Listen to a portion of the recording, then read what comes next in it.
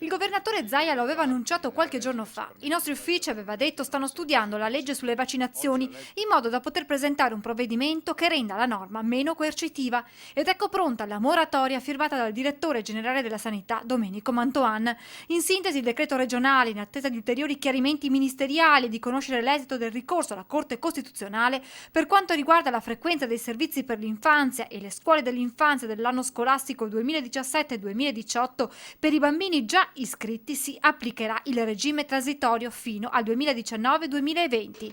In sintesi, dunque, scongiurato il rischio che qualche bambino veneto si veda escluso da nidi e materne in assenza della documentazione richiesta presentata entro l'11 settembre. Quindi ci sarà tempo fino all'anno scolastico 2019-2020 per presentare tutta la documentazione vaccinale per i bimbi da 0 a 6 anni ed evitare la decadenza dell'iscrizione. Analizzando la legge, infatti, i tecnici del Veneto segnalano come negli articoli in cui si parla di restrizione alla frequenza scolastica non sia chiaro se le misure siano applicabili sin dall'anno scolastico 2017-2018 e per l'anno scolastico 2018-2019. Insomma, un sospiro di sollievo per i genitori, in particolare di quei bambini che devono ancora completare le vaccinazioni obbligatorie. Fermo restando l'obbligo di regolarizzare la propria posizione entro il 2019, i genitori al momento potranno accompagnare regolarmente i loro bimbi a nidi e materne, che dunque potranno accogliere tutti gli iscritti.